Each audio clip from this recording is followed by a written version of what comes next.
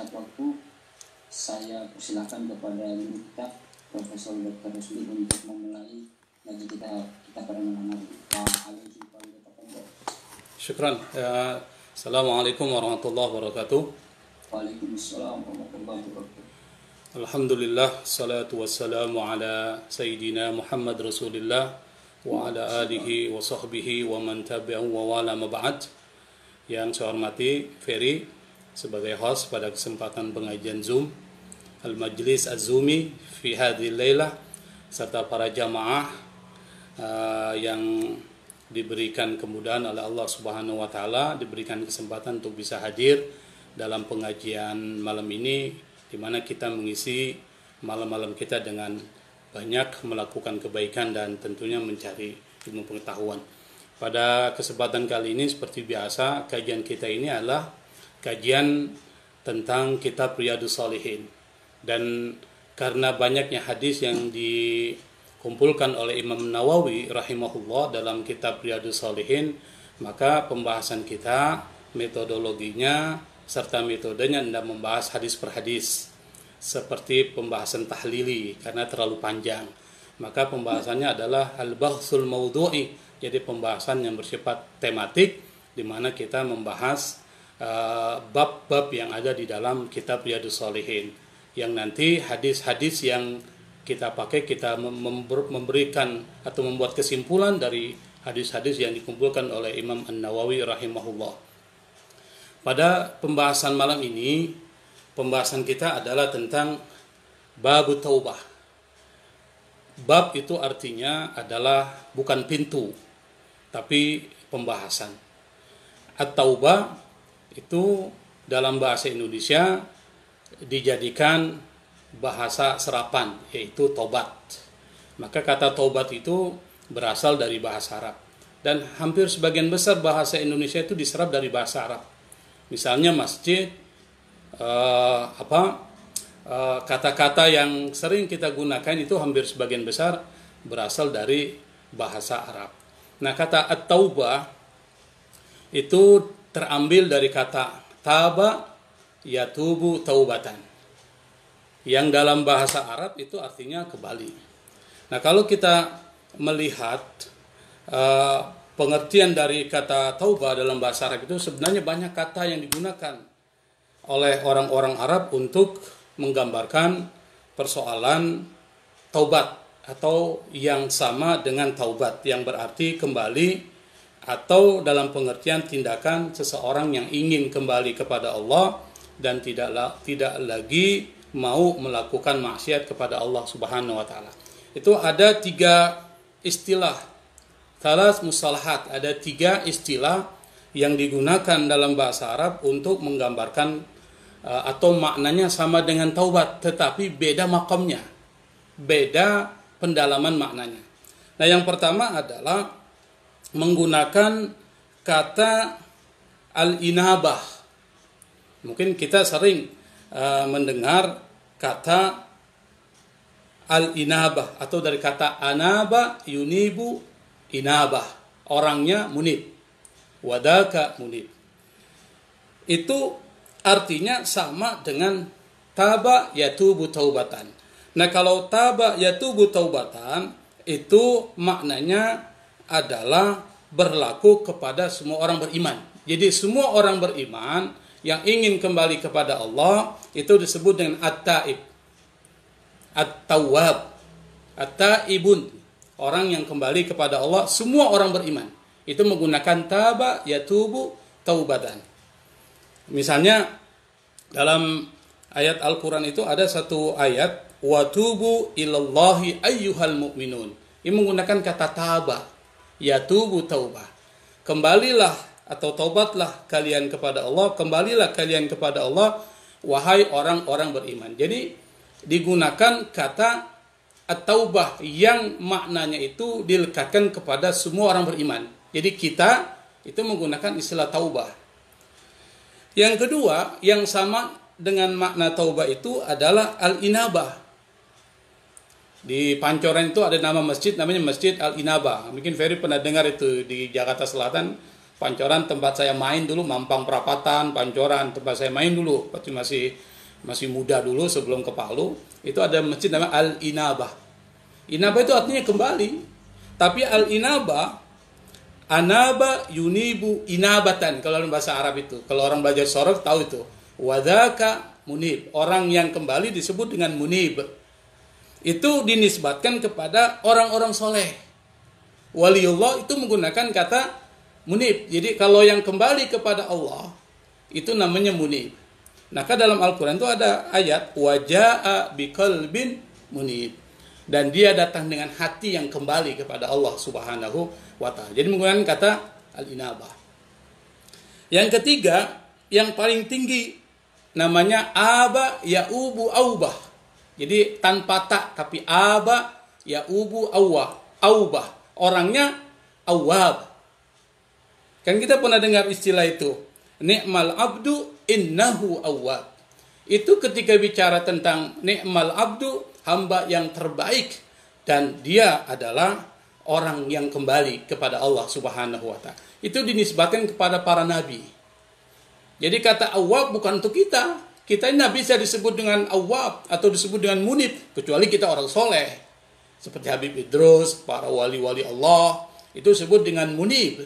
Tapi kalau dia nabi, rasul, itu menggunakan awwab. Maka kalau kita lihat ayat-ayat Al-Quran ketika bicara tentang nabi, itu biasanya ada istilah yang disebut dengan innahu awwab.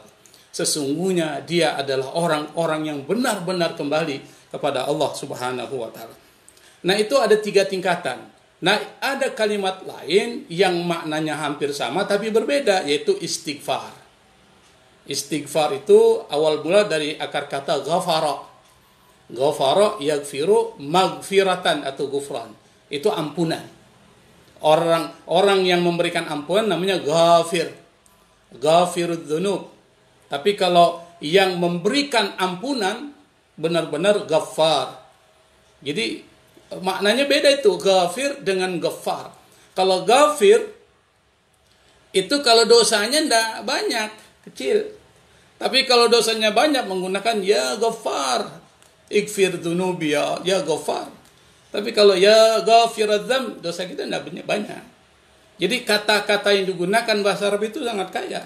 Nah, kata ghafara nanti ditambah dengan alif sin ta.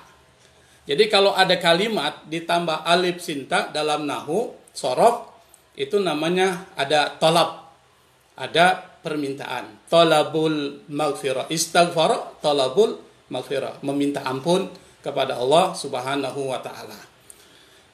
Nah, sama dengan istasfa.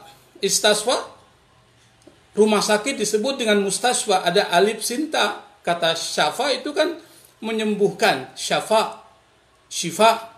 Nah, kalau disebut istasfa, meminta penyembuhan, berarti ke rumah sakit. Di mana tempatnya? Mustasfa. Di tempat rumah sakit, tempat di mana orang disembuhkan. Jadi bukan rumah sakit, bukan tapi rumah buat orang-orang yang sakit yang minta disembuhkan. Dalam bahasa Arab itu luar biasa. Jadi penambahan ziyadatu harfin tadullu ala ziyadatil makna. Jadi bertambah huruf maka bertambah maknanya. Dan itu kaya dalam bahasa Arab. Kalau dalam bahasa Indonesia sulit mencari kata-kata yang beragam ya, tetapi dalam bahasa Arab itu banyak kata, satu kata saja itu bisa dijelaskan dengan bahasa Arab, atau satu kata dalam bahasa Arab itu maknanya banyak. Saya beri contoh misalnya kata putih. Ini untuk menggambarkan bagaimana bahasa Arab itu bahasa yang sangat kaya. Kata putih itu kita sebut abyad. Tapi apakah kata abyad itu bisa dinisbatkan kepada semua benda? Tidak, dalam bahasa Arab tidak. Misalnya apakah orang yang laki-laki berkulit putih kita sebut rajulun abyad? Dalam bahasa Arab yang sebenarnya tidak bisa dipakai itu. Lalu pakai kata apa? Rajulun azhar. Kata azhar itu bersinar. Orang laki-laki yang putih. Kalau perempuan bagaimana? Apakah menggunakan zahra, muannas dari azhar? Imra'atun zahra. Dalam bahasa Arab tidak bisa. Imra'atun urbubah.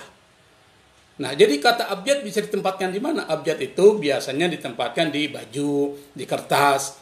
Misalnya thawb abyad, baju yang putih atau kertas abyad bisa dipakai. Nah, bahasa Arab itu kaya sekali. Ini kalau kita ingin belajar bahasa Arab yang sebenarnya itu tidak pernah kehabisan kosakata. Maka Al-Quran itu hanya bisa dengan menggunakan bahasa Arab.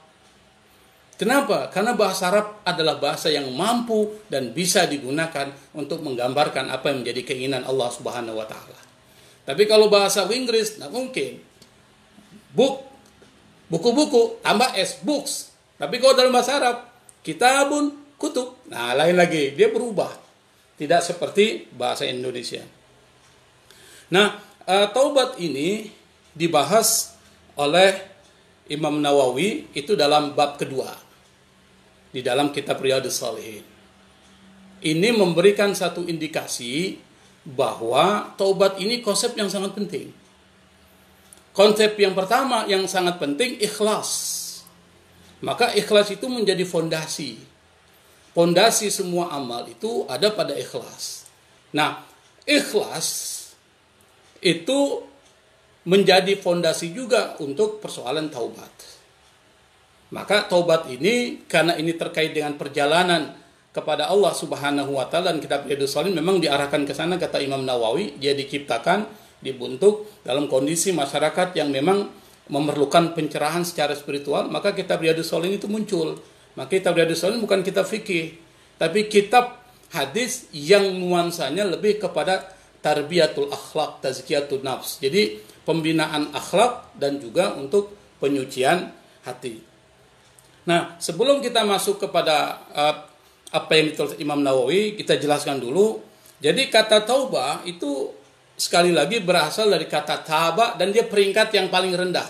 Taba yatubu taubatan yang berarti ar-rujuk. Nah, kata rujuk kembali kepada Allah itu butuh dua. Kalau kita pulang, kata rujuk itu artinya pulang. Kalau kita pulang, yang pertama tentu tahu arah pulang. Itu kalau kita mau pulang, syarat pertama pulang, entah itu pulang kampung, pulang kemana, kita harus tahu arah pulang atau alamat pulang. Kalau kita tidak tahu alamat pulang, bencana kita, malapetaka dan musibah. Nah, untuk pulang kepada Allah Subhanahu wa taala, Allah sudah sebutkan. Apa?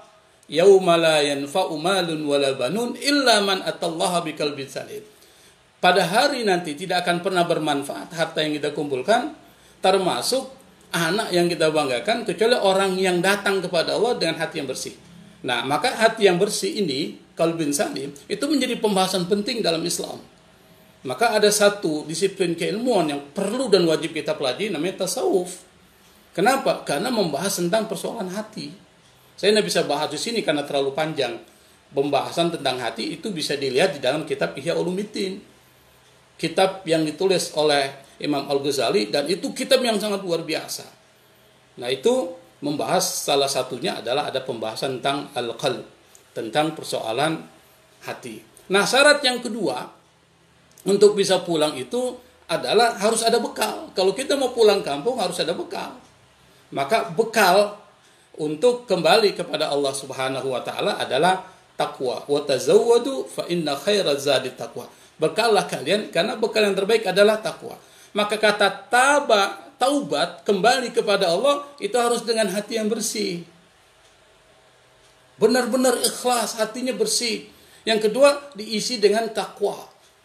Nah, ini nanti akan menjadi pembahasan dalam kitab Riyadhus Shalihin. Ini baru awalnya saja dibahas, ikhlas sudah kita bahas, ini baru taubat. Nah, di dalam kitab Riyadhus Shalihin kita baca sedikit saja, nanti hadisnya kita akan simpulkan. Qala ulama'u, qala ini fi'il madhi. Kita sudah tahu lah fi'il madhi. Qala yaqulu qawlan. Qala ini fi'il madhi, al ulama'u fa'il. Tanda fa'il itu ya marfu bidhamma, ini tanda dormahnya ini. Berkata ulama ini jamak dari kata alim.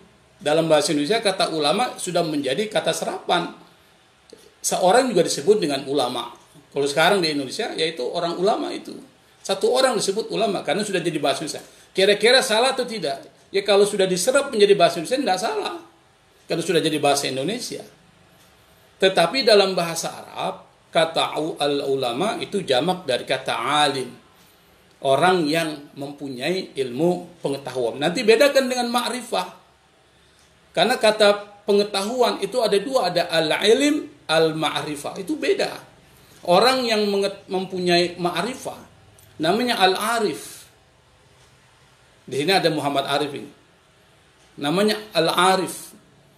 Maka tidak bisa disebut al-alim billah, tapi al-arif billah. Karena ma'rifah itu pengetahuan dalam tradisi Islam itu masuk di dalamnya spiritualitas. Nah, itu bedakan. Jadi nanti bedakan antara arafa dan alima. Orangnya arif, kedua alim. Itu harus dibedakan.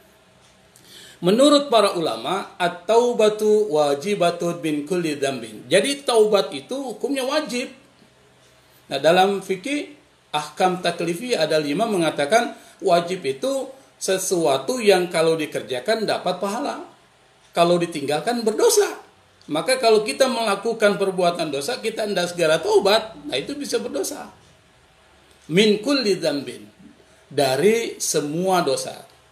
Nah, kata wajib, ini para ulama fikih itu ada berbeda.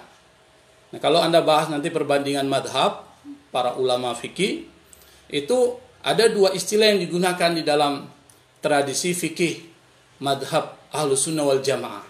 Jadi kalau dibilang madhab Ahlus Sunnah wal Jamaah ya 4 saja. Pertama madhab Hanafi, madhab Maliki, madhab Syafi'i, dan madhab Hambali. Nah, orang NU menggunakan madhab Syafi'i, tapi tidak pernah menyalahkan madhab yang lain. Karena nanti beda-beda itu. Itu masuk kategori madhab Ahlus Sunnah wal Jamaah. Nah, ada 2 yang digunakan dalam tradisi fikih dan usul fikih yang disebut dengan wajib dan fardu. Kalau madhab Syafi'i itu menyamakan antara fardu dan wajib. Tidak dibeda-bedakan antara fardu dan wajib. Tapi kalau madhab Hanafi beda. Fardu dan wajib berbeda. Di mana letak bedanya? Kata madhab Hanafi, Imam Abu Hanifah pendirinya mengatakan yang disebut dengan fardu kalau dalilnya mutawatir. Al-Quran dan hadis mutawatir. Tapi kalau dalilnya adalah hadis-hadis yang bukan mutawatir atau hadis ahad, maka disebut dengan wajib. Mana contohnya? Saya berikan contoh. Di dalam ayat Al-Quran itu ada sebutan faqra'u ma tayassara minal Quran. Bacalah, fil amr sini. Nah, al-amru lil wujub. Bacalah ayat-ayat Al-Quran yang mudah buat kalian. Maka di dalam sholat membaca Al-Quran itu menjadi wajib. Nah, madhab Syafi'i mengatakan yang wajib dibaca itu ayat ini bersifat umum. Maka ditahsis, dikhususkan, dibatasi dengan hadis yang hadisnya hadis ahad. Hadis ahad itu maksudnya apa? Hadis yang tidak pada tingkatan mutawatir. Tapi hadisnya sahih. Tidak sah sholatnya liman lam yaqra bi fatihatil kitab. Itu ada tuh. Ada hadisnya dan itu hadis sahih. Tidak sah sholat bagi orang yang tidak membaca Al-Fatihah. Tuh. Madhab Hanafi ke madhab Syafi'i mengatakan fardu dan wajib sama. Maka kata madhab Syafi'i yang dimaksud adalah faqra'u ma tayassara minal Quran, baca ayat-ayat Quran yang mudah buat kalian adalah Al-Fatihah. Maka madhab Syafi'i mengatakan kalau Anda tidak baca Al-Fatihah maka sholatnya batal. Nah, Al-Fatihah yang mana itu? Al-Fatihah termasuk bismillah. Kalau yang tidak termasuk bismillah itu mazhab Maliki. Maka banyak kita sholat itu ada orang yang tidak membaca bismillah. Salah enggak? Enggak salah karena mazhabnya Maliki. Cuma sayangnya orang yang tidak membaca bismillah kadang-kala tidak konsisten dengan mazhab Maliki. Harusnya konsisten. Kalau dia pakai mazhab Maliki ya Maliki terus. Cara sholatnya harusnya tidak sama dengan yang lain. Saya tidak bisa praktekkan di sini karena Zoom. Tapi sholat Maliki saya tahu caranya. Bagaimana sholat dengan mazhab Maliki. Kalau mazhab Syafi'i ya kita sehari-hari mazhab Syafi'i. Nah, kalau mazhab Syafi'i ya Al-Fatihah di dalamnya termasuk bismillah. Itu bagian dari Al-Fatihah. Nah, kata mazhab Hanafi, nah ini yang menarik. fardu dan wajib itu beda. Kata mazhab Hanafi, yang fardu membaca Quran. Itu fardu. Quran yang mana? Yang mana aja. Tetapi wajib membaca Al-Fatihah. Ngerti nggak maksudnya? Kalau kita tidak baca Al-Fatihah, di mazhab Hanafi, baca Al-Quran itu sah. Tapi yang wajib tidak pada tingkatan fardu, baca Al-Fatihah. Itu menurut mazhab Hanafi. Karena dia membedakan antara fardu dan wajib. Fardu itu adalah dalilnya harus Quran dan hadis mutawatir. Tapi kalau dalilnya adalah ahad, maka hadis ahad, maka dia menjadi wajib. Seperti hadis Nabi yang mengatakan, la salata liman lam yaqra' bi fatihatil kitab, tidak sah salatnya menurut penafsiran para ulama bagi orang yang tidak membaca Al-Fatihah. Nah, ini menarik ini. Nah, kalau kita ingin lebih dalam lagi harus belajar muqaranatul madzahib fil fiqih atau muqaranatul madzahib fil usul, dan itu kajiannya orang-orang perbandingan mazhab. Oke. Fa in kanatil ma'siyatu bainal 'abdi wa bainallahi ta'ala, jika maksiat itu terjadi bainal 'abdi antara hamba wa bainallah dan antara manusia, antara Allah, la tata'allaku bihaqqi adamiyin, yang tidak ada kaitannya dengan hak manusia, falaha thalathatu syurut, maka ada 3 syaratnya. Ini kita belum masuk hadis, baru muqaddimah yang dibuat oleh Imam An-Nawawi dalam Babut Taubah. Apa syaratnya? Ahaduha, yang pertama, an yuqli'a 'anil ma'siyah. Dia harus melepaskan diri dari maksiat. Dan itu disepakati ulama. Jadi yang dimaksud dengan taubat yang sebenarnya itu, yang pertama, maksiat itu tinggalkan yang sudah dia lakukan. Yang watsani, yang kedua, ayandama ala fi'liha. Dia menyesal. Nadima yandamu, itu artinya menyesal. Orang yang menyesal namanya nadim. Maka nadim itu adalah orang yang menyesal. Nadim makarim itu. Kata nadim dia menyesal itu. Ayandama ala fi'liha. Oh, menyesali karena melakukannya. Jadi ala itu pengertiannya bukan di atas, tapi adalah bisa babi fi'liha. Jadi harfu jar fungsinya banyak. Wadhaif harfi jar katsirah. Jadi fungsi dan tugas harfu jar itu banyak sekali. Nah, salah satunya ayyandama ala fi'liha, dia menyesal karena melakukannya.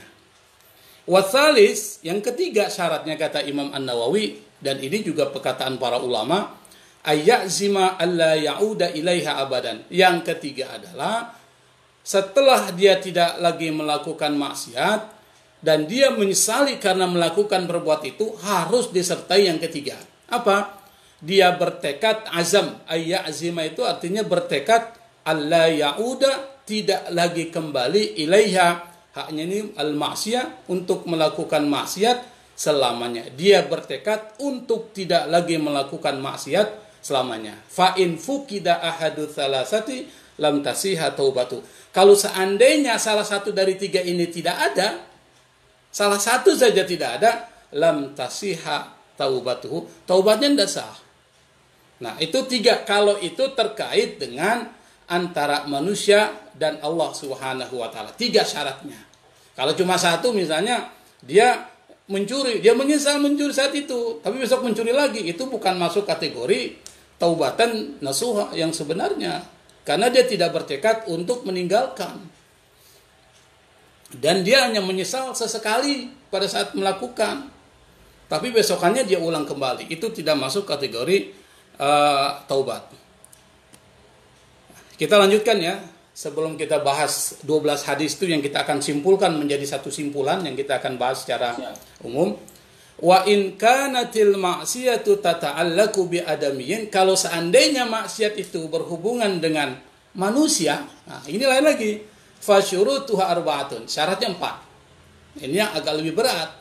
Maka ketika kita melakukan kesalahan terhadap manusia harus pikir-pikir, karena syaratnya itu agak sedikit berat.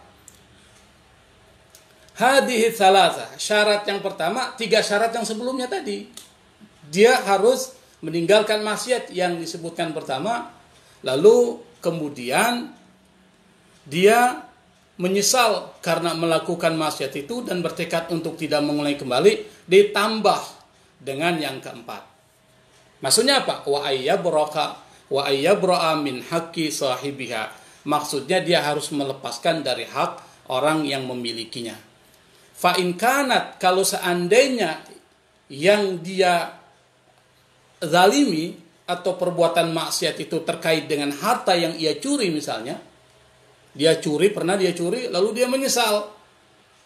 Syaratnya au nahwau, atau harta yang lainnya raddahu ilaih. Dia harus kembalikan harta itu. Syarat yang pertama kembalikan. Bagaimana kalau kita pernah mencuri dulu itu? Dan orang itu sudah kita tidak tahu lagi jejaknya. Pernah kita ambil mungkin dulu makanannya, mungkin kita pernah ambil rokoknya, mungkin kita pernah ambil pulpennya, atau mungkin pernah ambil barang-barang yang dimiliki. Dan kita sudah tidak tahu lagi orang itu di mana, atau mungkin dia sudah meninggal, kita tidak tahu. Nah, ini menjadi persoalan. Oleh karena itu, maka kalau memang pada saat kita mungkin pernah mengambil barang orang lain dan kita ingin menyesal, maka harus kembalikan cepat. Wa in kanat hadda qazfin wa nahwahu makanahu minhu aw talaba afahu. Kalau seandainya itu terkait dengan persoalan dia pernah memfitnah orang, atau mungkin pernah menyakiti orang lain, pernah mencaci maki dan lain sebagainya, maka dia minta dihalalkan. Minta dihalalkan sama orang itu, minta maafnya. Sampai kapan? Sampai dia maafkan. Kalau dia tidak maafkan, Allah sudah. Itu urusan Allah Subhanahu wa ta'ala. Wa in kanat ghibatan istahallahu minha. Kalau seandainya itu terkait dengan ghibah itu maksudnya apa? Kita pernah bicarakan orang itu dan dia tidak suka, itu namanya ghibah. Dan itu terjadi pada dirinya, kita bicarakan, misalnya dia ini orangnya kulitnya hitam, tapi dia tidak suka kalau disebut hitam itu, maka kita sudah ghibah. Nah, seperti itu ghibah, yang dalam bahasa Al-Quran itu seperti makan bangkai saudaranya. Apalagi kalau itu tidak ada sama orang itu, maka disebut fitnah. Maka menyebarkan hoax itu, fitnah, hoax, berita-berita, itu dalam Islam hukumannya besar itu, dosanya besar. Makanya Al-Quran itu luar biasa. Kalau kita baca surah Al-Jur'ah luar biasa. Allah sudah antisipasi itu. Supaya tidak terjadi hoax, itu ada beberapa ayat Quran yang disebutkan Allah dalam Al-Quran sebagai panduan kita dalam hidup. In ja'akum fasiqum binaba'in fatabayyanu. Kalau datang orang yang fasik, dan Allah menggunakan kalimat fasik, tidak disebutkan kalimat yang lain. Fasik itu adalah orang yang tidak kita ketahui kualitasnya, kredibilitasnya, integritasnya. Membawa satu informasi binaba'in, dan di sini tidak menggunakan alif lam bin naba'in, tapi dengan nakirah binaba'in. Kalau dalam bahasa Arab kita paham itu, beda ma'rifah dengan nakirah. Binaba'in, berita apa aja itu. Fatabayyanu. Maka perlu dicari kebenarannya. Dari kata bana yabinu bayyina. Maka kata bayyina menjadi bukti. Disebut dengan al-bayyina itu bukti. Kata bana yabinu itu jelas, terang dalam bahasa Arab. Maka yang menerangkan namanya mubin. Kata mubin. Arabi mubin. Dengan bahasa Arab yang jelas. Itu nama kemubin. Nah, ini menggunakan kata tabayyanu. Menggunakan dalam bahasa Arab itu menggunakan kata dari wazan tafa'ala, tabayyana. Jadi fatabayyanu, maka harus benar-benar dicari benar enggak itu berita itu. Harus benar-benar dicari benar enggak berita itu. Bisa didengar nggak suara saya ini? Bisa banget. Bisa ya, oke. Clear banget dari tadi. Oke, saya lanjutkan. Ini menarik ini ya. Maka Allah menggunakan fatabayyanu. Itu benar-benar harus cari itu, jangan sampai kita tidak melakukan verifikasi. Di cross check betul. Karena bahasa menggunakan tabayyanu, tafa'alu. Maka kata ta'allam, ta'allam sama. Ta'allam, tabayyan, itu maknanya sama itu. Dia punya wazannya, dia punya timbangannya sama. Itu maksudnya benar-benar cari ilmu ta'allam. Bukan main-main itu. Nah ini tabayyana, benar-benar dicari itu buktinya benar apa tidak. Kenapa? Antusibu qauman bijahalatin fatusbihu ala ma fa'altum nadimin. Allah sebutkan, jangan sampai kalau kau tidak melakukan verifikasi, kata Allah, kau akan menimpakan kepada satu kaum satu malapetaka besar dan kalian akan menyesal. Nah sekarang hoax ini menjadi budaya kita, budaya yang tidak baik. Kenapa? Maka para ulama membuat satu aturan. Kalau ada informasi yang datang kepada kita, itu jangan di-share. Harus disaring. Maka Nadir Shah itu pernah buku saring sebelum sharing, kata Nadir Shah itu. Ada bukunya itu, nggak salah. Artinya berita itu harus disaring dulu. Bagaimana cara menyaringnya? Kira-kira benar atau tidak. Itu. Kalau seandainya berita itu tidak benar, tidak usah di-share. Dibuang saja. Tapi kalau berita itu benar, apakah langsung di-share? Nanti dulu. Dicek. Kira-kira ada nggak manfaatnya kalau di-sharing? Tuh, luar biasa Islam itu. Nah, kalau setelah diverifikasi, ternyata tidak ada manfaatnya. Berita itu benar, tapi tidak bermanfaat. Tidak usah di-share. Biarkan aja. Misalnya apa? Misalnya berita perceraian artis. Itu kok benar terjadi perceraian. Tapi pikir kalau kita share untuk apa? Apa manfaatnya untuk kita? Tidak ada. Tapi kalau berita itu benar, dan itu bagus, dan bisa memberikan manfaat buat orang, perlu di-share. Ya misalnya, seperti kegiatan kita ini, itu kan kegiatan bermanfaat, maka perlu di-share, supaya orang lain bisa terlibat. Dan ingat, perlu dipahami juga, yang terlibat dalam pengajian-pengajian itu adalah orang-orang pilihan. Minal mukhtarin, orang-orang pilihan. Karena semua orang tuh suka, dan tidak semua orang punya kesempatan untuk terlibat. Kita ini punya peluang, punya kesempatan, dan punya peluang. Peluangnya apa? Ya jaringannya bagus, ada pulsanya, jadi alhamdulillah. Jadi bisa Allah berikan kemudahan-kemudahan. Bisa dipahami ya? Nah, di sini disebutkan lagi, kita belum masuk ke hadis ya. Wa yajibu ayyatuba min jami'iz dzunub. Wajib taubat dari semua dosa. Fa in taba min ba'diha, kalau seandainya dia taubat sebagian dari dosa, kira-kira sah nggak? Sahhat taubatu, sah. Misalnya apa? Dia tidak lagi mau mencuri. Jadi taubatnya cuma mencuri. Tapi ngomongin orang masih. Kira-kira taubatnya sah nggak? Sah dalam persoalan mencurinya. Tapi yang lain belum. Nah, nanti bisa disusul dengan yang lainnya. Jadi taubat itu bisa sebagian perbuatan maksiat, dan yang wajib adalah keseluruhan perbuatan maksiat. Fa in taba min ba'diha sahhat taubatuhu inda ahlil haq. Kalau seandainya dia taubat dari sebagian maksiat, maka taubatnya itu sah menurut ahlil haq, ya al-muhaqqiqin. Min dalika dzambi, dari dosa yang dia taubat, sebagian dosa yang taubat. Wa baqiya alaihil baqi, yang lainnya belum. Wa qad tadhaharat dalailul kitabi wa sunnah wa ijma'il ummati ala wujubi taubah. Nah, dalil-dalil Al-Quran dan Sunnah serta ijma' umat terhadap wajibnya taubat itu banyak dan saling memperkuat. Nah, di dalam kitab Riyadhus Shalihin, Imam Nawawi hanya menyebutkan 3. Kebiasaan Imam Nawawi itu, dia hebatnya, jadi dia jelaskan dulu, lalu kemudian ayat-ayat yang cuma 3 saja yang dikutip, tidak banyak. Nah, ayat yang pertama adalah wa tubu ilallahi jami'an ayyuhal mu'minun la'allakum tuflihun. Istaghfiru rabbakum thumma tubu ilaih ya ayyuhalladzina amanu tubu ilallahi taubatan nasuha. Yang artinya ayat ini berbicara tentang perintah kita untuk melaksanakan taubat. Nah, pertanyaannya adalah, sebelum kita masuk kepada persoalan hadis-hadis yang kita akan bahas secara keseluruhan, kenapa kita perlu taubat? Dan taubat ini syariat. Yang pertama, kita ini manusia.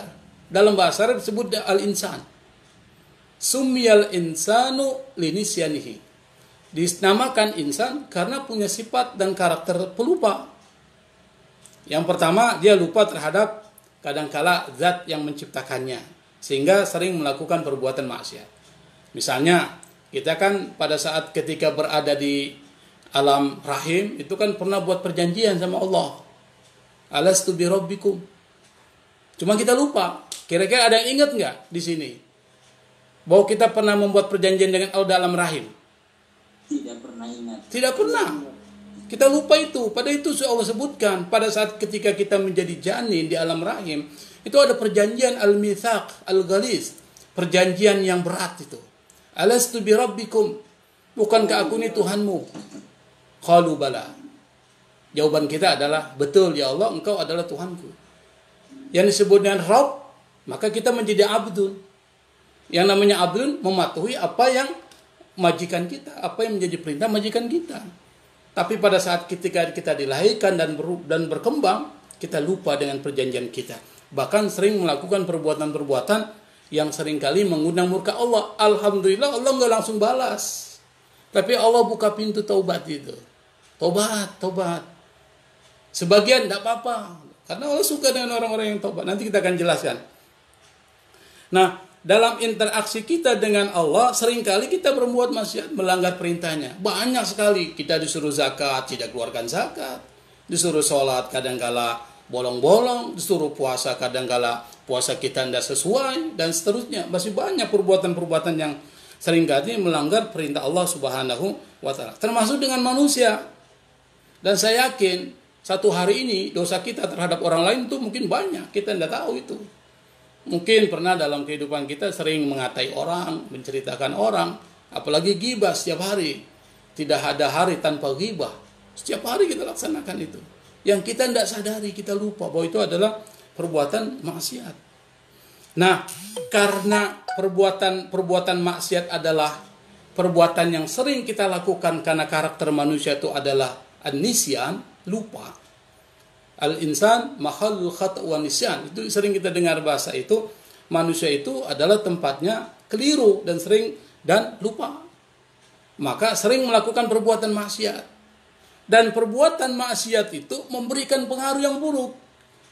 Dan Allah tahu, Allah sebutkan perbuatan maksiat itu memberikan pengaruh yang buruk. Baik terhadap sikap kita maupun perbuatan kita dan religiositas kita. Nah, maksiat itu ibarat noda. Ibarat noda yang mengganggu. Kalau seorang terus-menerus melakukan maksiat kepada Allah tanpa bertobat, maka hatinya menjadi tertutup. Dan dia tidak bisa lagi membedakan mana baik, mana buruk. Karena dia anggap biasa. Kalau orang sudah anggap biasa, bohong itu sudah menjadi kebiasaannya. Dan dia tidak akan pernah merasakan baik atau buruk. Sudah tidak ada istilah itu.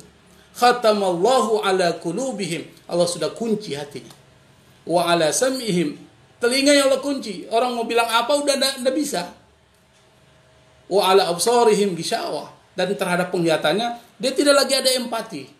Kenapa? Sudah banyak noda maksiat yang ada dalam dirinya dan dia tidak tobat. Maka dia menjadi batu dan membatu dan makanya pernah ada satu cerita menarik. Kita mungkin pernah dengar Abu Bakar Siddiq radhiyallahu anhu, beliau pernah punya seorang pembantu. Pembantunya itu pernah satu ketika memberikan 1 gelas susu kepada Abu Bakar Siddiq. 1 gelas susu. Ini Abu Bakar Siddiq, dia tidak tanya dari mana itu susu. Langsung dia minum. Setelah diminum dia tanya. Makanya kita kalau ada orang beri kita tanya dari mana dulu baru kita makan.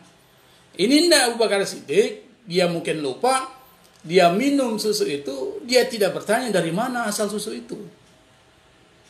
Lalu sang pembantu itu bilang, "Ya Abu Bakrin, wahai Abu Bakar, majikanku, ini susu saya dapat hasil meramal. Saya diberikan beberapa gelas susu, nah salah satunya saya berikan kepada engkau." Itu Abu Bakar ketika mendengar penjelasan dari pembantunya bahwa ini hasil dari ramalan, dan ramalan dalam Islam itu tidak dibenarkan, dan mengambil rezeki dari ramalan pun tidak dibolehkan. Itu Abu Bakar langsung masukkan jari jemarinya ke dalam tenggorokannya, mulutnya, untuk mengeluarkan susu yang sudah ada dalam perutnya. Dia masukkan supaya keluar itu, supaya muntah. Nah, ketika muntah keluar susu dari perut dan tenggorokannya, itu kita lihat Abu Bakar seperti orang mengalami sakaratul maut, saking sulitnya mengeluarkan susu itu.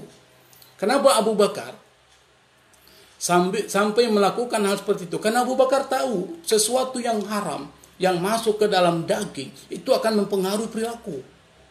Makanya kita diperintahkan Allah itu cari yang halal. Kenapa? Karena ada pengaruh. Maksiat itu buruk, itu mempengaruhi kita. Makanan yang haram mempengaruhi tubuh kita. Kullu lahmin nabata min haram fannaru aula bihi, kata Nabi. Semua daging yang tumbuh dari yang haram, neraka yang paling pantas melahap daging itu. Maksudnya apa? Semua perbuatannya mengantarkan ke neraka. Karena makanan yang dia makan lalu mempengaruhi tubuhnya, mempengaruhi akal sehatnya, mempengaruhi pandangannya, mempengaruhi pendengarannya, sehingga semuanya itu mengarah kepada sesuatu yang buruk. Dan sesuatu yang buruk mengantarkan kepada neraka. Itu ada korelasi yang sangat erat antara maksiat dengan persoalan perubahan perilaku. Itu yang pertama, kenapa taubat. Yang kedua, kenapa taubat itu penting? Karena Allah suka sama orang-orang yang suka taubat. Innallaha yuhibbut tawwabin wa yuhibbul mutatahhirin. Allah itu cinta kepada orang yang taubat dan orang yang membersihkan dirinya. Maka dalam hadis yang ke-15 di dalam kitab Riyadhus Shalihin itu ada satu hadis yang Allah mengatakan di situ, Allah lebih gembira kepada seseorang, kepada taubatnya seseorang, melebihi gembiranya seseorang yang kehilangan unta dan dia menemukan kembali unta itu. Di situ disebutkan dalam hadis 15, nanti bisa dicek. Yang dalam unta itu ada makanan dan minumannya yang dia butuhkan untuk dia makan dan minum, dan unta itu terlepas darinya dan dia mencari-cari tidak ketemu. Tiba-tiba unta itu ada di hadapannya, gembiranya dia seperti itu. Kata Allah, Allah lebih gembira terhadap taubatnya seorang, lebih gembiranya orang itu terhadap mendapati untanya. Sampai orang itu mengatakan saking gembiranya, ya Allah, ana rabbi wa anta abduk. Sampai saking gembiranya dia mengatakan, ya Allah, engkau adalah hambaku, aku adalah Tuhanmu. Saking gembiranya dia mengatakan seperti itu. Tapi perkataan seperti itu kalau bukan dimulai dari hati, maka tidak ada masalah. Jadi ada kalimat kufur, kalau bukan diniatkan dari hati, maka ini tidak ada masalah. Tapi kalau diniatkan dari hati, maka menjadi masalah. Nah, Imam Nawawi ketika menjelaskan taubat, dia menghadirkan ada 12 hadis. Nanti dicek kembali 12 hadis. Dan ketika membahas tentang pembahasan ikhlas pun sekitar 12-13 hadis disebutkan. Nah, hadisnya panjang-panjang, saya tidak bisa jelaskan satu persatu karena pengajian kita cuma bulanan.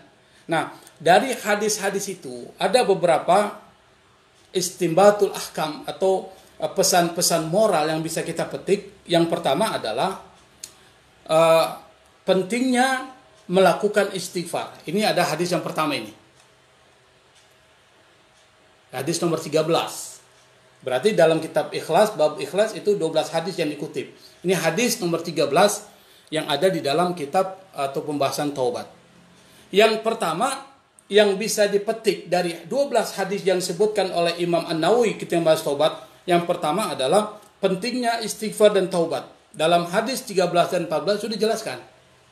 Bagaimana? An Abi Hurairah radhiyallahu anhu qala sami'tu Rasulullah sallallahu alaihi wasallam yaqul wallahi inni la astaghfirullah wa atubu ilaihi fil yaumi aktsara min 70 marrah, rawahu Bukhari. Karena kitab Riyadhus Shalihin ini itu mengambil hadis-hadis sahih, dan hadis sahih itu ada di dalam Bukhari dan Muslim. Yang penting kita dari awal kita jelaskan. Dari Abu Hurairah ini adalah perawi hadis, dia masuk Islam agak belakangan, tapi meriwayatkan hadis paling banyak. Pernah dikritik itu. Kenapa dikritik? Loh, kok bisa orang yang masuk Islam belakangan tapi meriwayatkan hadis melebihi dari sahabat-sahabat lain? Jawabannya mudah. Karena Abu Hurairah kehidupannya itu dekat dengan Nabi dan tidak ada lain pekerjaannya kecuali mengikuti Nabi dan meriwayatkan hadis dari Nabi. Maka tidak heran kalau hadis yang diriwayatkan itu banyak.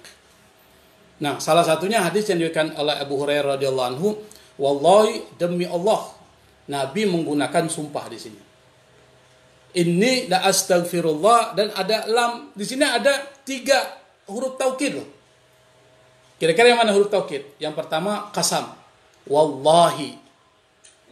Yang kedua inni, dari kata inna, demi Allah sesungguhnya aku, kata Nabi.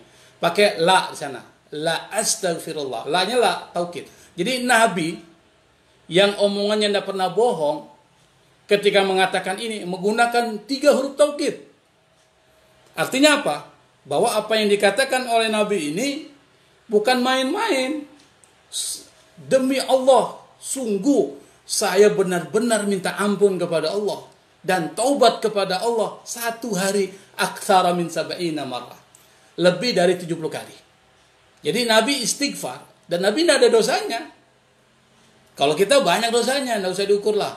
Nabi yang nggak ada dosanya aja istighfar. Dan Nabi mengatakan tidak pernah kurang dari 70 kali. Dalam hadis yang kedua, dia mengatakan, fa inni atubu fil yaumi atamarrah, 100 kali. Jadi yang pertama kita diperintahkan oleh Nabi ya istighfar. Nah, jadi pentingnya istighfar. Dan pentingnya istighfar karena dia syariat, maka syariat ada manfaat. Kita punya keyakinan umat Islam, likulli syariatin fawaid. Setiap syariat itu ada faidah, ada manfaat, masalih, ada kemaslahatan. Apa? Al-Quran sendiri mengatakan kalau Anda ingin diluaskan rezekinya dan lain sebagainya, ada persoalan-persoalan, maka lazimkan istighfar. Astagfirullahaladzim, ingin disembuhkan dari penyakit, lazimkan istighfar. Bahkan ada cerita menarik, Imam Ahmad bin Hanbal. Ini Imam Ahmad bin Hanbal, pendiri mazhab Hambali, dia pernah satu ketika tidak tahu kenapa tidak dia rencanakan kakinya ini bergerak kepada satu kampung. Bergerak di satu kampung. Lalu kemudian sampai masuk ke dalam masjid karena sudah kemalaman, dia mau tidur di masjid, dilarang tidur di masjid. Tidak ada orang tahu itu Imam Ahmad bin Hanbal, seorang ulama yang sangat luar biasa. Mau tidur di serambi, dilarang oleh penjaga masjid itu. Akhirnya kebingungan. Tiba-tiba dia ketemu dengan orang. Orang itu adalah pembuat roti. Lalu pembuat roti ini dia tawarkan Imam Ahmad bin Hanbal untuk bermalam di rumahnya. Bermalam di rumahnya. Nah, sambil tukang roti itu membuat rotinya, Imam Ahmad bin Hanbal dia perhatikan orang itu. Kenapa orang ini ketika membuat roti itu selalu istighfar? Astagfirullahaladzim, astagfirullahaladzim, terus menerus. Sampai kemudian Imam Ahmad bin Hanbal tanya, karena dia menginap di rumahnya, dia bertanya, saya perhatikan dari tadi kau sambil membuat roti, kau selalu istighfar. Kira-kira apa yang sudah kau dapat dari istighfar itu? Dia bilang, saya sudah mendapatkan apa yang saya inginkan dari istighfar ini. Cuma satu yang belum Allah kabulkan. Apa? Saya ingin ketemu Imam Ahmad bin Hanbal, tapi Allah belum takdirkan. Imam Ahmad baru kaget dia. Ternyata yang menggerakkan kakinya oleh Allah, Allah menggerakkan kakinya datang ke tempat itu sambil di masjid dia diusir, lalu sampai dia singgah di tempat itu dan menginap rumah itu, ternyata Allah Subhanahu wa taala karena istighfarnya orang itu. Anda bisa bayangkan, baru Imam Ahmad bin Hanbal, wah ini yang menjadi alasan kenapa saya kok tiba-tiba jalan di tempat yang saya bukan tujuan saya. Kok tiba-tiba sampai di kampung itu. Ternyata istighfarnya orang itu. Istighfar. Jadi dari cerita-cerita, dan Allah juga sebutkan dalam Al-Quran, yursilis sama alaikum midrar. Kalau kekeringan, banyak ini istighfar, Allah akan turunkan hujan. Allah turunkan keberkahan, Allah turunkan rezeki, Allah akan berikan sesuatu yang mungkin tidak kita duga-duga Allah berikan. Itu salah satunya adalah istighfar. Karena istighfar ini adalah syariat Allah, maka ini perlu kita rutinkan. Tapi istighfar Nabi perlu dipahami, bukan istighfar karena Nabi punya dosa. Itu pertama. Nabi itu sudah maksum. Keyakinan Ahlussunnah wal Jamaah, teologi Asy'ari, Nabi itu maksum. Dia tidak mungkin melakukan kesalahan. Dan kalaupun kesalahan dia lakukan, itu langsung ditegur oleh Allah Subhanahu wa taala. Dalam kasus Ummi Maktum itu dijelaskan. Tapi istighfar Nabi itu adalah karena Nabi merasa ibadahnya itu belum sempurna. Nah kalau gitu udah pasti tidak sempurna. Nabi merasa kalau dia beribadah kepada Allah sampai kakinya bengkak-bengkak sholat tahajud, sampai dia istighfar, dia puasa dan sebagainya, itu dia merasa belum sempurna. Anda bisa bayangkan itu. Nah kita salat tahajud cuma 2 rakaat, kita bilang saya ini salat tahajud jam malam 2 rakaat. Nah ini Nabi sampai bengkak-bengkak kakinya, sampai Siti Aisyah bilang, ya Rasul, Madza fa'alta dzalik? Kenapa kau melakukan itu? Apa kata Nabi? Kau sudah kata Siti Aisyah, kau ini kan sudah diampuni oleh Allah. Baik yang lalu pun yang akan datang. Afala akuna 'abdan syakura, kata Nabi. Tidakkah aku menjadi orang yang bersyukur karena Allah sudah memberikan kemuliaan kepada saya? Tidak semua orang diberikan kemuliaan seperti itu. Nah, saya harus bersyukur. Nah, bentuk syukurnya adalah mendedikasikan seluruh hidupnya untuk Allah Subhanahu wa taala. Ini luar biasa. Nah, yang pertama, istighfar itu adalah muatan dakwanya para nabi. Saya beri contoh misalnya Nabi Nuh ketika beliau memerintahkan kaumnya yang telah banyak melakukan dosa, itu salah satu dakwanya adalah supaya kaumnya itu beristighfar kepada Allah Subhanahu wa taala. Nanti bisa dicek di surat Nuh ayat 10 sampai 12. Nabi Hud juga sama, dalam surat Hud ayat 52 itu ada perintah Nabi Hud kepada kaumnya untuk banyak melakukan istighfar. Dan Allah menyebut orang-orang yang beristighfar setelah melakukan maksiat itu sebagai cirinya orang-orang bertakwa. Nah, orang-orang bertakwa ini adalah predikat yang memang kita perlu capai. Nah, ada satu cerita menarik ya. Dan cerita ini ada dalam hadis yang saya lupa hadis keberapa, itu ada dalam hadis, kalau tidak salah hadis, nanti bisa dicek lah. Itu Imam Nawawi mengutip satu hadis, dan hadisnya hadis sahih. Jadi orang yang taubat pasti akan seperti orang yang tidak ada dosanya. At-taibu minadz-dzambi kaman la dzamba lahu. Orang yang taubat dari dosa, manfaatnya dia benar-benar bersih. Nah, ada satu cerita menarik ini. Yang cerita itu dijelaskan dalam kitab Riyadhus Shalihin, hadis yang sekian nih, coba saya cek di sini ada hadisnya. Kalau ini kan hadis yang saya katakan tadi, Allah sangat gembira dengan taubat hambanya dan seterusnya. Terus ya kita sabar sedikit nih, hadisnya agak panjang ini. Nah, ini hadis ke-20. Ini ada hadis ke-20 ini. An Abi Sa'ad bin Malik bin Sinan Al-Khudri, dari Abi Sa'id Al-Khudri, anna Nabiyullah sallallahu alaihi wasallam qala, kana fi man kana qablakum rajulun qatala 99 nafsan. Dulu pada orang-orang sebelum kalian, pada zaman Bani Israel, itu ada seorang qatala 99 nafsan. Dia sudah membunuh 99 orang. Dia bunuh 99 orang. Fasa'ala an a'lami ahlil ard, maka dia bertanya, kira-kira di tempat ini siapa yang alim? Orang yang alim di tempat ini, atau penduduk yang paling alim di tempat tersebut. Fadulla ala rahibin, lalu dia ditunjuki kepada seorang rahib. Rahib ini kan dari Bani Israel. Rahib itu artinya az-zahid, orang yang, atau al-abid, orang yang banyak ibadahnya. Lalu fa'atahu, maka lelaki yang sudah membunuh 99 orang itu mendatangi rahib tersebut. Faqala, dia berkata, innahu qatala 99 nafsan fahal lahu min taubatin. Dia mengatakan, saya ini sudah membunuh 99 orang, kira-kira masih ada taubat enggak? Faqala la, orang itu, yaitu seorang ahli ibadah atau rahib itu mengatakan, tidak ada pintu taubat buat engkau.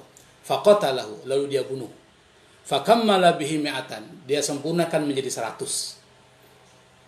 Thumma sa'ala an a'lami ahlil ard, kemudian dia bertanya tentang penduduk bumi atau manusia yang paling alim. Fadulla ala rajulin alim, lalu dia ditunjukkan kepada seorang laki-laki yang alim. Faqala, dia berkata kepada alim itu, ulama tersebut, ulama Bani Israel, innahu qatala mi'ata nafsin fahal lahu min taubah. Dia sudah membunuh 100 jiwa, 100 nyawa. Apakah ada taubat buat dia? Faqala na'am. Maka orang itu kemudian berkata, ya. Wa may yahulu bainahu baina taubah. Siapa yang menghalangi antara dia dan taubat? Intalik ila ardi kada wa kada fa inna biha unasan ya'buduna Allah ta'ala fa'budillaha ma'hum.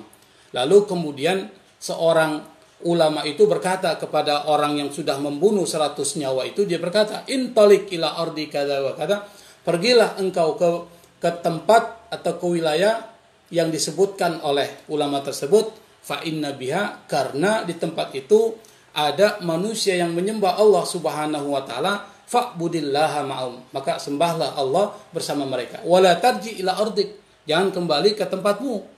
Yang pertama, kenapa? Fa innaha ardusu, karena tempat itu tempat yang penuh dengan kejahatan dan maksiat. Kalau kau kembali ke tempat tersebut, tentu kau akan terpengaruh lagi, harus hijrah. Fantalaqa, lalu dia pergi, hatta idza nasafat tariqa atahul maut.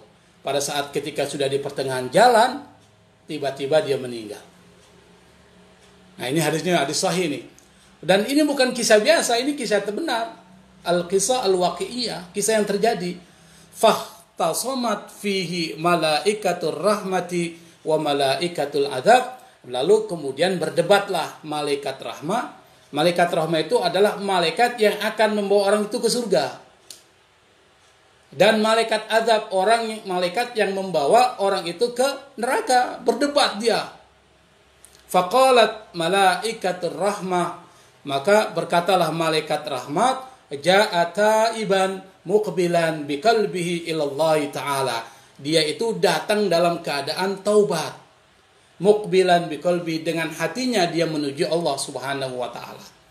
Wa qalat malaikatul adab, malaikat adab bilang, innahu lam ya'mal khairan qattu. Dia belum pernah melakukan kebaikan sedikit pun. Fa atahum malakun fi surati adamiyyin faj'aluhu bainahum. Lalu kemudian datang malaikat kepada mereka, yaitu malaikat adab, malaikat rahmat, datang malaikat yang menyerupai wajah manusia. Lalu malaikat ini menjadikan orang itu menjadi mediator, hakaman, menjadi mediator di antara mereka. Lalu mediator ini, malaikat yang menyerupai wajah manusia, dibilang, kisu ma bainal ardaini fa ila ayyatihima kana adna fa huwa lahu. Coba ukur. Kata kisu dari kata qas, ya kisu qiyas. Itu artinya mengukur. Coba ukur antara dua tempat tersebut. Yang paling mana yang lebih dekat, maka dia adalah yang mendekat tempat tersebut. Misalnya, kalau dia lebih dekat ke tempat di mana dia dilahirkan, tempat sebelumnya, maka malaikat azab yang bawa. Tapi kalau seandainya dia lebih dekat kepada tempat yang dituju, yang penuh dengan kebaikan, malaikat rahmat yang bawa. Lalu malaikat ini faqasu fawajadu adna ilal ardil lati arad. Lalu mereka mengukurnya dan mereka mendapatinya ternyata lebih dekat kepada tempat yang dia tuju. Faqabadathu malaikatur rahmah. Maka kemudian malaikat rahmah yang mengambil orang tersebut. Muttafaqun alaih. Hadis ini disepakati oleh Imam Bukhari dan Imam Muslim. Nah, di sini masih ada penjelasan ini. Wa fi riwayatin fi sahih, dalam satu riwayat dalam kitab sahih Bukhari dan Sahih Muslim, fakana ilal qaryati salihati aqrabu bi shibrin faju'ila min ahliya. Dia lebih dekat kepada tempat orang-orang soleh yang jaraknya itu bisibrin, satu jengkal lebih dekat ke tempat yang dia tuju. Nah, karena satu jengkal dan Allah punya mau, maka orang itu karena dia bertobat dengan sesungguhnya, dia ditempatkan oleh Allah Subhanahu wa taala di dalam surga Allah Subhanahu wa taala. Jadi benar Nabi mengatakan at-taibu minadz-dzambi, orang yang taubat dari dosanya, kaman la dzamba lahu, seperti orang yang tidak punya dosa. Nah, yang terakhir, kesimpulan yang terakhir dari 12 hadis yang saya sebutkan tadi, kalau bacakan itu tidak cukup waktunya. Bahwa taubat itu dilakukan sebelum datangnya dua hal. Sebelum datangnya dua waktu. Baru diterima oleh Allah Subhanahu wa taala. Yang pertama adalah sebelum roh masuk ke dalam kerongkongan. Artinya sakaratul maut. Kita mungkin pernah dengar cerita tentang Fir'aun Pada saat ketika dia ditenggelamkan oleh Allah, itu dalam surat saya lupa surat apa, kalau nggak di surat Hud atau di surat apa, nanti dicari itu ketika Fir'aun mau ditenggelamkan oleh Allah, lalu dia beriman kepada ilah nabinya Musa, Tuhannya Musa. Tapi karena sudah nyawa sampai ke kerongkongan tenggorokan, fataubatuhu mardudah, taubatnya ditolak oleh Allah Subhanahu wa taala. Itu syarat. Yang kedua, syarat yang kedua adalah, dan itu ada hadisnya, hadis dalam kitab Riyadhus Shalihin, hadis nomor 19, itu nanti dicari. Innallaha yaqbalu taubatal abdi ma lam yughargir. Sungguhnya Allah menerima taubat hambanya ma lam yughargir, sebelum rohnya sampai ke tenggorokan. Sebelum roh sampai ke kerongkongan atau tenggorokan, atau disebut dengan sebelum dia sakaratul maut. Yang kedua, waktu taubat masih diterima itu adalah Nabi mengatakan dalam hadis nomor 18, man taba qabla an tatlu asy-syamsu min maghribiha taballahu alaih. Barang siapa yang taubat sebelum matahari terbit dari barat, maka dia diterima oleh Allah Subhanahu wa taala. Artinya sebelum kiamat. Jadi kalau sudah terbit matahari dari barat yang seharusnya dari timur, maka itu adalah min alamatis sa'ah, tanda-tanda kiamat datang. Saat itu babu taubah mughlaqun, pintunya taubat ditutup oleh Allah Subhanahu wa taala. Nah, ini beberapa hal yang saya pikir kesimpulan dari 12 hadis yang disebutkan oleh Imam Nawawi dalam kitab Riyadhus Shalihin, yang kalau kita baca satu persatu itu butuh waktu berhari-hari itu menjelaskannya. Saya pikir ini yang bisa saya sampaikan. Sekali lagi mohon maaf kalau ada hal-hal yang kurang berkenan, kurang bisa dipahami. Wallahul musta'an, wallahu muwaffiq ila aqwamit thoriq, wal afwa minkum. Wassalamualaikum warahmatullahi wabarakatuh.